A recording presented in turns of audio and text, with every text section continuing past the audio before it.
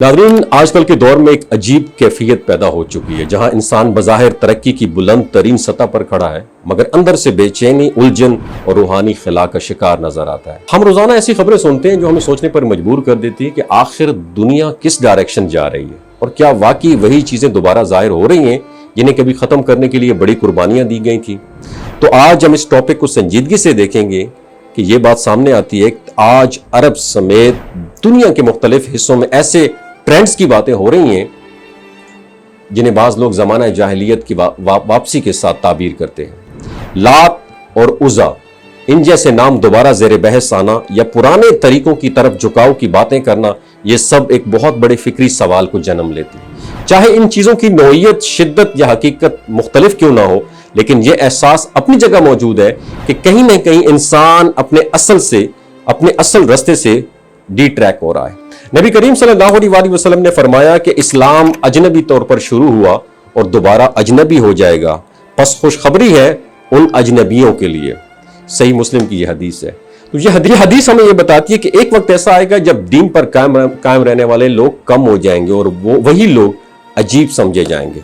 अगर आज हम अपने सराउंडिंग में देखें तो यही कैफियत नजर आती है कि जो शख्स दीन पर मजबूती से चलने की कोशिश करता है उसे अक्सर तनकीद और मजाक का सामना करना पड़ता है। इसी तरह एक और हदीस में नबी करीम सल्लल्लाहु अलैहि वसल्लम ने फरमाया कि लोगों पर एक ऐसा जमाना आएगा कि आदमी को उसकी बात की परवाह नहीं होगी कि उसने माल हराम से कमाया या हलाल से कमाया। तो ये सही बुखारी की हदीस है।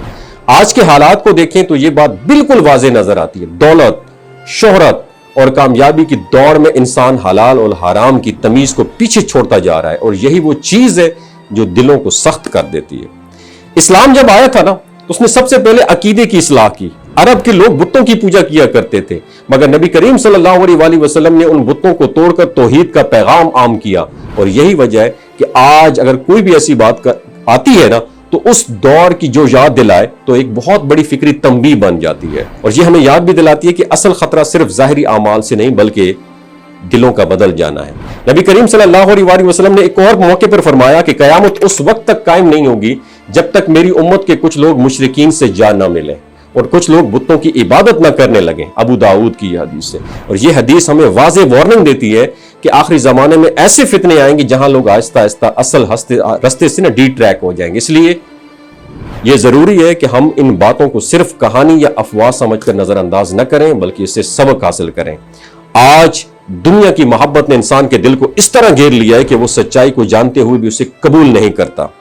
कुरान और हदीस की तालीमात हमारे सामने है मगर अमल कम नजर आता है और यही वो कैफियत है जिसे नबी करीम सल्लल्लाहु अलैहि वसल्लम ने फितनों के दौर से ताबीर किया था, जहां हक और बातिल का फर्क धुंधला नजर आएगा। और एक हदीस में यह भी आता है कि फितने अंधेरी रात के टुकड़ों की तरह आएंगे जिनमें आदमी सुबह मोमिन होगा और शाम को काफिर होगा या शाम को मोमिन होगा और सुबह को काफिर हो जाएगा और वो अपने दीन को दुनिया के थोड़े से फायदे के लिए बेच देगा। ये सही मुस्लिम की हदीस है और ये हदीस आज के हालात की एक वाज़ेह तस्वीर पेश करती है जहां इंसान मामूली फायदे के लिए अपने असूल तक छोड़ देता है।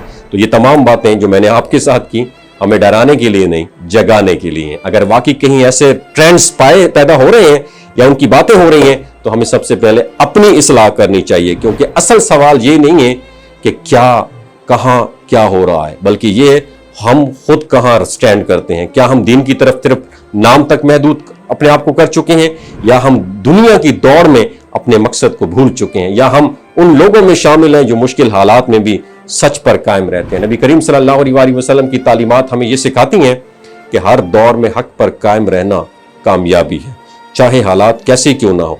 अगर मुआशरा बदल रहा है तो हमें खुद को मजबूत बनाना होगा, क्योंकि एक मजबूत फर्द एक मजबूत मुआशरा बना सकता है। तो आखिर में यही कहा जा सकता है कि वक्त वाकई बदल रहा है और निशानियां जाहिर हो रही हैं जैसे कि हदीस में बयान किया गया है, लेकिन इसका सबसे बड़ा मैसेज यही है कि हमें गफलत से निकलना चाहिए, अपने ईमान को मजबूत करना चाहिए और सच्चाई को थाम लेना चाहिए, क्योंकि कामयाबी इसी में कि इंसान हर हालत में दीन पर कायम रहे, चाहे वो अकेला ही क्यों ना हो।